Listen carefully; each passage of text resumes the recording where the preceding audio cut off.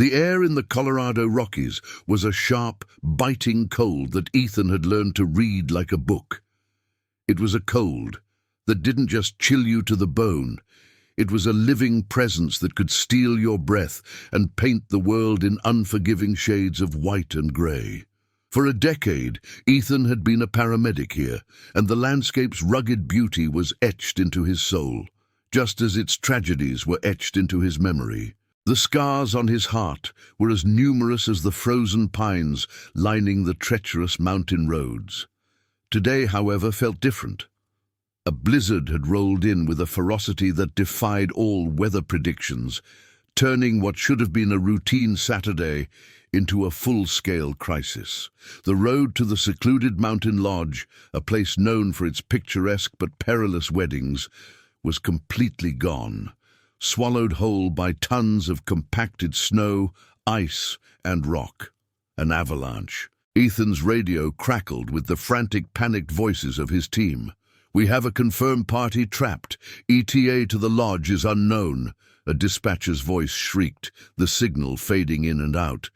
Ethan's knuckles were white as he gripped the steering wheel of the massive, custom-built snowcat. He pushed the machine forward, its powerful engine roaring against the wind. Beside him, his partner Sarah, a rookie with a fire in her eyes and a nervous twitch in her jaw, stared out the window into the whiteout. "Ethan, what are our chances?" she asked, her voice barely a whisper against the rumble of the engine. Ethan's gaze was fixed on the path ahead, his jaw set in a grim line. "We make our own chances, Sarah," he replied, the words feeling heavy and hollow even to him. He remembered the last time he'd failed to save someone in a blizzard. A young woman, barely out of her teens, just like the one they were searching for now. That ghost was a heavy, unwelcome passenger in the cab with them, a constant reminder of the high stakes they faced. When they finally broke through the dense, impassable snow, the sight was a devastating tableau of destruction. The main lodge was still standing, a silent beacon against the storm, but the road leading to it was a twisted mess of splintered trees, mangled cars, and uprooted earth. The scene was a quiet monument to nature's raw, unstoppable power. Ethan's gaze settled on one vehicle in particular, a white sedan, its doors buckled and its front end crushed almost beyond recognition. The remnants of wilting flowers clung to the rearview mirror.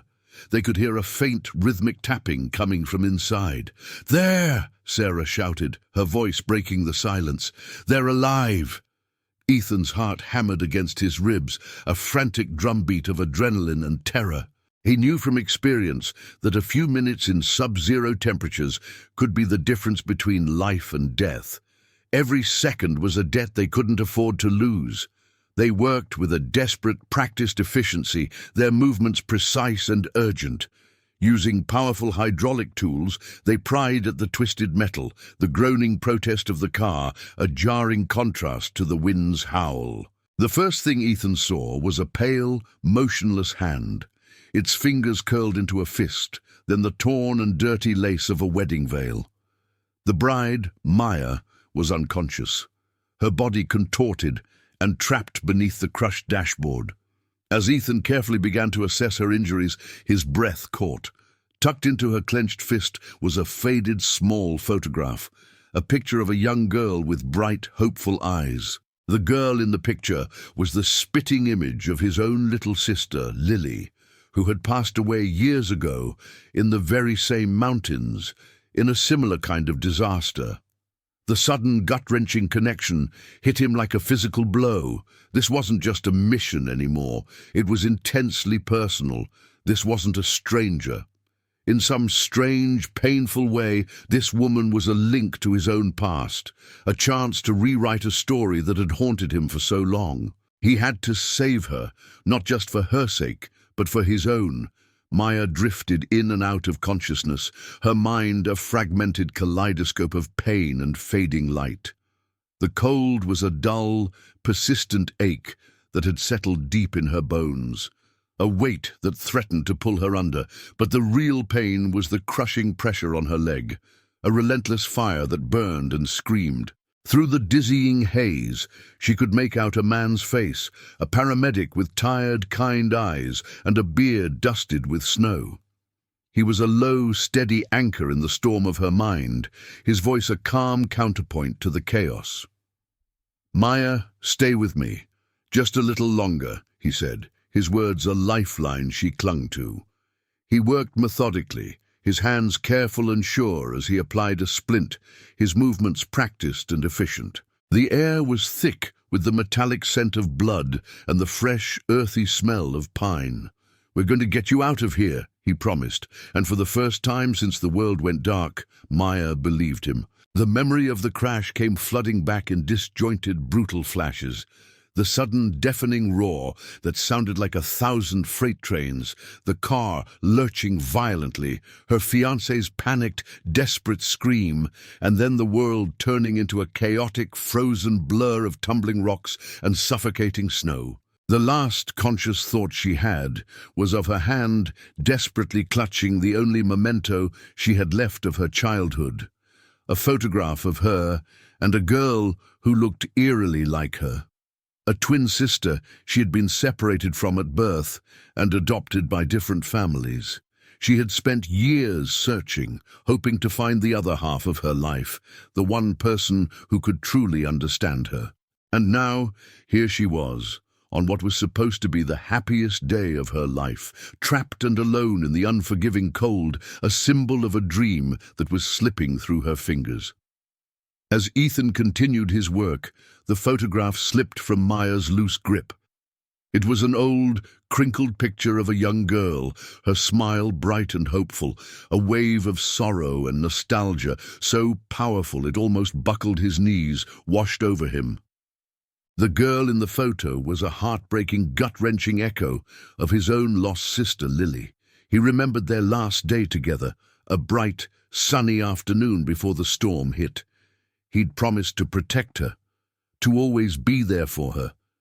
But the mountain had been stronger. He felt an intense, irrational and completely overwhelming need to protect Maya, to do what he couldn't do for Lily. "It's going to be okay," he murmured, his voice cracking, more to himself than to her. He found a small embroidered handkerchief in his pocket and used it to carefully wrap the photograph, placing it back in her hand, a small act of reverence and respect for her pain. The rescue was a brutal, slow dance with fate. The snow kept falling, the wind howled with a mournful cry, and the lodge was completely cut off from the rest of the world. They had to stabilize Maya and make a shelter for her until the main rescue team could reach them, a task that felt insurmountable. As the hours passed, Ethan and Sarah became her only lifeline. In the quiet moments between tending to her injuries and keeping her warm, Ethan found himself talking to her, his voice a soft murmur of shared life. He spoke of his family, of the mountain that was both his home and his prison, a place of both great beauty and great sorrow. He felt a kinship with her, a silent understanding that transcended their brief, terrible encounter. Maya, in turn, found a sense of peace in his presence, a feeling she hadn't known since she was a child. The cold wasn't just outside anymore. It was a ghost that lived inside them both. But in their shared vulnerability and mutual understanding, a strange, profound warmth began to grow, a small flame of hope in the heart of the storm. The storm raged on for another day, a relentless white blur that seemed to have no end. It was an eternity of wind and snow, forcing Ethan, Sarah, and Maya to hunker down in a small makeshift shelter they had painstakingly carved out of a snowdrift. The lodge staff, who had escaped the worst of the avalanche, provided what little they could, but they were all running on a dwindling supply of hope and provisions. Maya was fading fast. The pain in her leg was immense, a constant searing fire, and a fever was setting in, her body shivering violently. Ethan knew, with a terrible, sinking certainty, that she needed more than he could give her in this unforgiving wilderness. He had to get her to a hospital, and he had to do it now. In the shelter's dim, claustrophobic light, Maya looked at Ethan, her eyes full of pain and weariness. "You remind me of someone," she whispered, her voice hoarse and barely audible. "I can't remember who." Her gaze, full of a lost and searching quality, was fixed on him. Ethan didn't know what to say. He just held the cup of water to her lips and helped her drink. The simple act, a powerful form of communication. He didn't want to tell her about the photograph or the painful, almost spiritual connection he felt to his lost sister. It felt too personal, too raw, too sacred to share with a stranger, even one as close as they had become. But as he looked at her, at the quiet strength she was showing despite the overwhelming odds, he knew he had to try. He couldn't let her go. He made a decision that was both reckless and necessary. He would carry her out. With Sarah's help, they created a makeshift sled from a piece of twisted metal and some thick rope. The three of them would navigate the treacherous, snow-covered paths that Ethan knew like the back of his hand. It was a perilous journey, filled with unseen crevasses and the constant deafening threat of a new avalanche. But there was no other choice. As they started their slow, agonizing descent, Ethan felt a strange, renewed sense of purpose. He wasn't just saving a stranger, he was fighting for a second chance. For all the things he couldn't say or do for his sister, for the silent promises he had broken, he would do for Maya. He saw her as a chance for redemption, a way to finally mend the broken parts of his own soul. The journey was a blur of exhausting, muscle-burning effort and sheer, unyielding will. Ethan's muscles screamed in protest with every step, and the cold bit at his face and hands, but he kept going, his eyes fixed on the path ahead. He talked to Maya the entire time, his voice a low, steady chant against the wind. "We're almost there. Just a little further." He didn't know if she could hear him, if her consciousness was even tethered to her body, but he knew he had to keep talking. He had to keep fighting. When they finally saw the blinking lights of the rescue base camp in the distance, a wave of relief so profound it brought tears to his eyes washed over him, a dam of pent-up emotion finally breaking. As they handed Maya over to the waiting medical team, she looked at him, her eyes clear for a moment, full of a quiet gratitude that needed no words. "Thank you," she said, her voice stronger now. "Thank you for not giving up." He simply nodded, unable to speak, his throat tight with emotion. The silence between them was not one of strangers, but of two people who had faced death and found life in the wreckage. Weeks later, after Maya had recovered and the last of the snow had melted from the lower valleys, she sought him out.